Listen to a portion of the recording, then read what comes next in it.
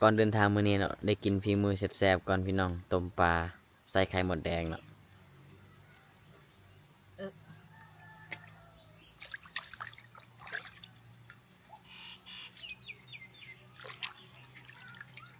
ล้างให้มันสะอาดเนาะเพราะว่าโอ้โหอย่างเนี้ยจังหวะข้าวเนาะข้าวเดียวหมด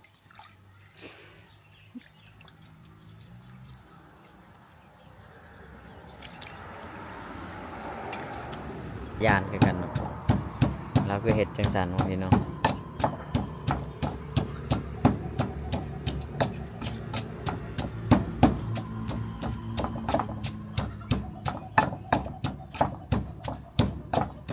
เบิ่งในข่าวเนาะคือว่าฆ่ากันคู่มือเนาะนี่คนลาวเดี๋ยวนี้นะ คนลาวประเทศลาวนี่ก็บ่เป็นตาอยู่คือกันในซุมื้อนี้เนาะเขาฆ่ากันอึกกระทึกพี่น้องแต่ว่าเพียงแต่ว่าบ่ค่อยได้ออกข่าวเนาะบ่ค่อยได้เห็น ยู่แต่ ข่าว ว่ามันบ่ดังนะ ข่าวมันบ่ดังพี่น้อง แต่สำหรับคนที่ฟังนะหุ่นหูเนาะ แม่น บางข่าวกะงั้นก็ลักพาตัวเด็กน้อย แม่นลักพาตัวเล็กน้อยแหละ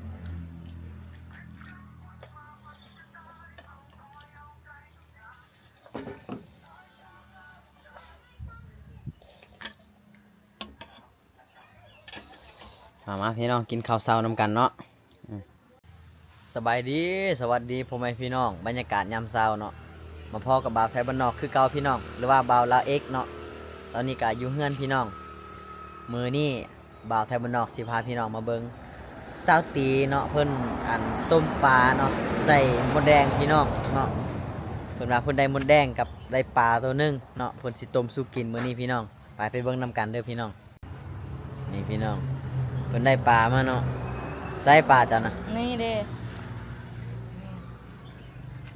นี่เพิ่นได้ปลามาพี่น้องเนาะนี่เพิ่นสิต้มแซ่บๆสุกินเด้อพี่น้องมื้อนี้เนาะนี่ทุกคนน้องตีเนาะสาวแสนสวยเราสิต้มปลาสุกินเนาะปลาตัวนี้ก็บ่ได้ไปหากินเองดอกพี่น้องเอ้ยซื้อเอาเนาะตั้งแต่ไปตลาดไซปูนมื้อนั้นแต่ก็ประหยัดกินเนาะเพิ่นแช่แข็งไว้เนาะ มีไข่นะ มีไข่เหรอ จะ โอ้ ไข่บุ วันได้มาเนาะมีไข่กินปลามีไข่อีกพี่น้องเนาะธัญญาเนาะ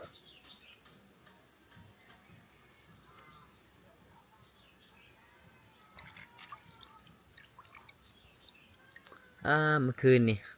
ฟันดีคักขนาดเลยเนาะ จะย่อง ธัญญาเป็นคนตีกลองเนาะ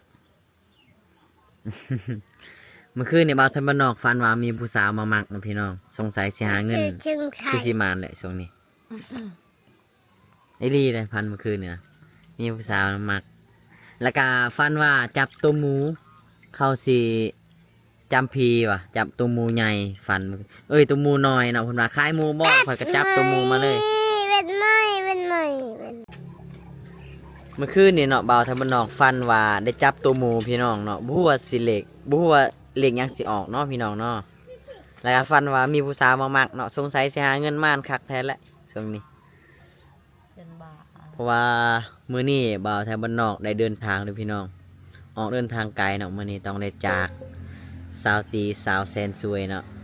หลายมือเลยพี่น้องเนาะอย่าลักลมผู้บ่าวเด้อ โบรักก็ยังลมได้ นอกใจค่อยบอก บ่ได้นอกใจ นอกมือคือ ตอนนี้เพิ่นกำลังล้างสะอาดเนาะพี่น้องได้เดินทางไกลทิมสาวตีไว้เฮือนเนาะพี่น้องคิดฮอดกันอยู่บ่เนาะเดินทางไกล เอาสิเห็ดหอเป็นบา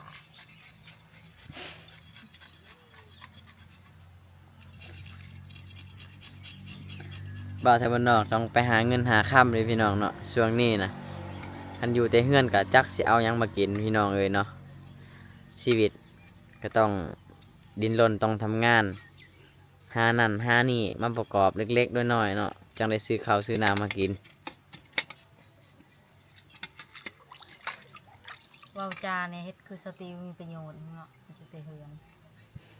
เดี๋ยวก็อยู่เฮือนหาฟืนหาไฟสักเครื่องสักของเขาก็ไปหาเงินเนาะกันสันเจ้าก็ไปหาแบกปูนจ้ะรับจ้าง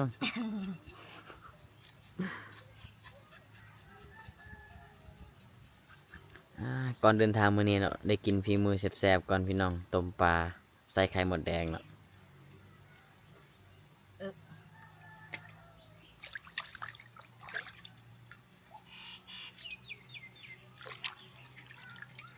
ล้างให้มันสะอาดเนาะเพราะว่าโอ้โหอย่างเนี้ยจังหวะข้าวเนาะข้าวเดียวหมด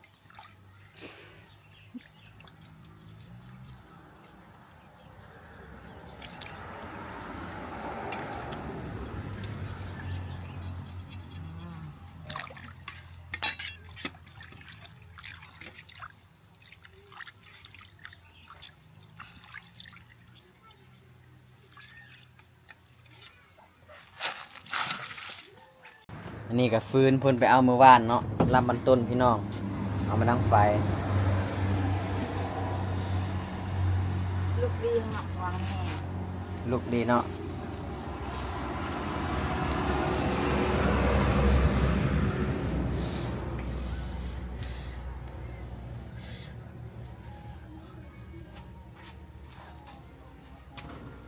นี่เพิ่นกำลังตำมักเผ็ดเนาะภาษาบรูเอิ้นว่ามักเตียวเนาะ เปรี้ยว ภาษาบรูเอิ้นเตียวภาษาไทยเอิ้นว่ามักเผ็ด มักพริก มักพริกเนาะภาษาลาวเอิ้นว่ามักเผ็ดภาษาผู้ไทยเอิ้นว่ามักคิด เต๋ว คนเฮาเนี่ยพี่น้องเอ้ยเนาะคนคือกันเว้าภาษานี่บ่คือกันนี่ อย่างไรเนาะ บ่เจะคิดจังไดกับข่าวที่ว่าอันชาวลาวนะเพราะผัวเมียนะฆ่ากันนะฆ่าผู้ที่ฆ่าเมียตัวเองนะ ประหารเนาะทุกคน ประหารอย่างเดียวเนาะออกมาเขามีอย่างดีเนาะ โอ้เนาะจากเงินจากซานเนาะไปเฮ็ดเวียกเฮ็ดงานอยู่ไทยเนาะ สู้มาทำกันกันยังกล้าเห็ดนะ อยู่นำกันหลายกว่าปีเนาะ อืม เขาจึง 10กว่ปี เขาคือฆ่ากันได้เนาะอ๋อ มือฮักก็แค่บอกนะทุกคนต้องมาทำหายกันเนาะ แต่เจ้าคอยบ่เคยตบตีเนาะ ว้าว มีแต่บอกหักตลอด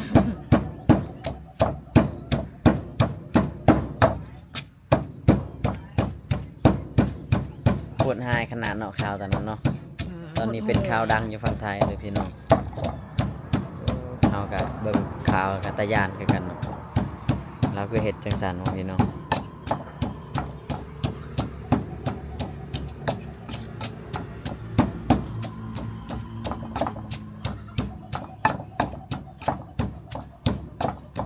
เบิ่งในข่าวเนาะคือว่าฆ่ากันคู่มือเนาะ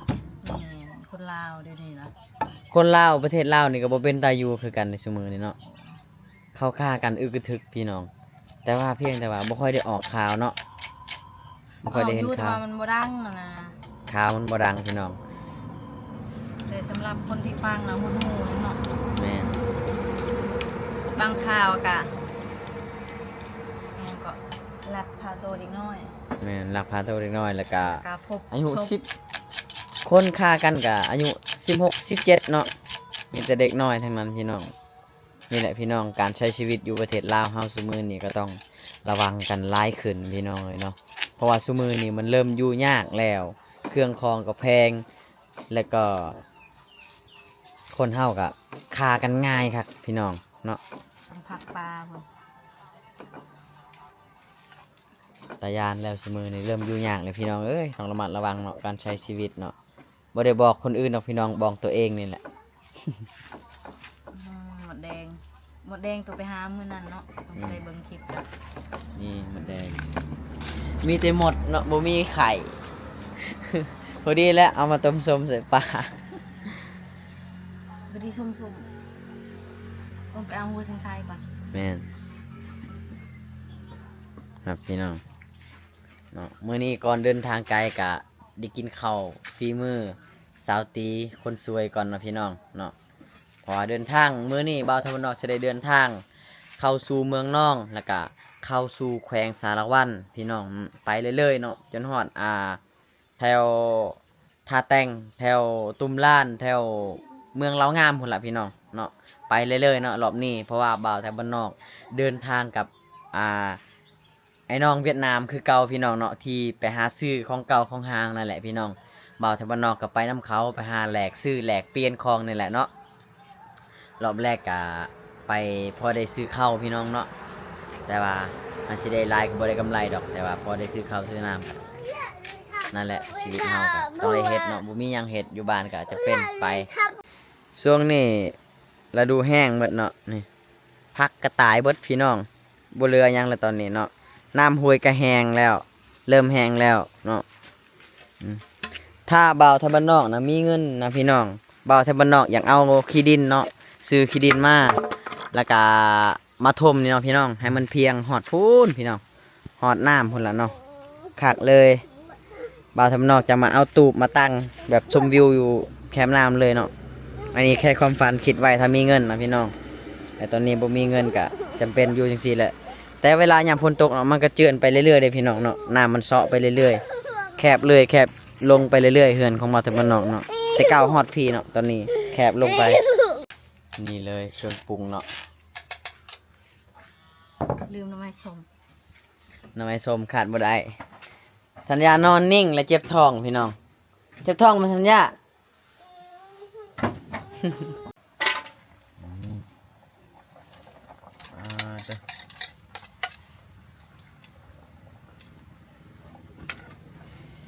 ขักเนาะ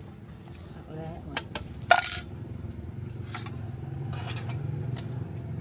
ยีดให้มะเขือมันสุก นี่ทุกคนเอากินข้องยากแล้วเลยเด้อ เสร็จน้ำก่อนเนาะ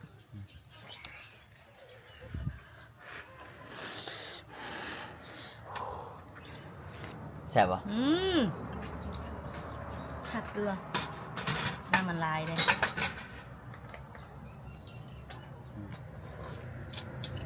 พี่น้อง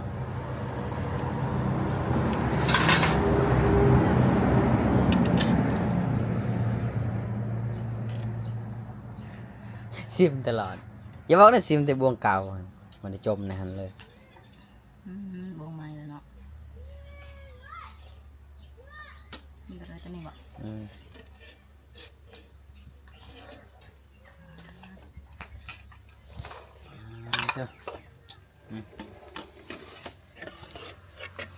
พี่น้อง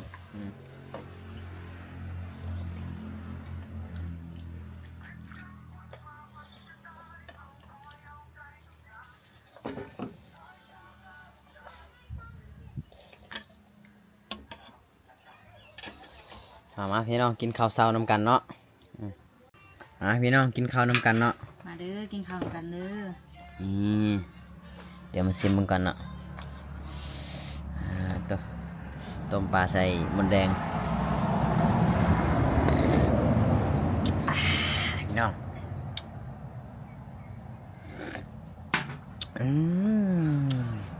แสบแห้งเนาะมาพี่น้องมากินข้าวมั้ยธัญญากินข้าวลูก ถ้าตีเป็นคนชิมก่อนเนาะ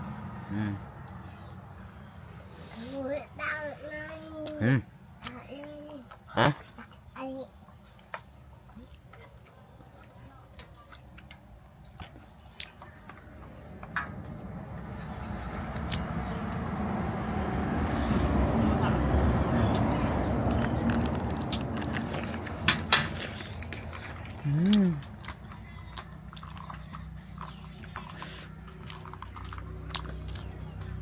แอบเด้อมะเขือ cho hối nè tinh thằng này mẹ cha đâu à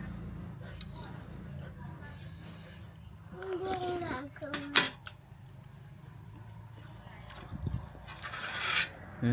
ม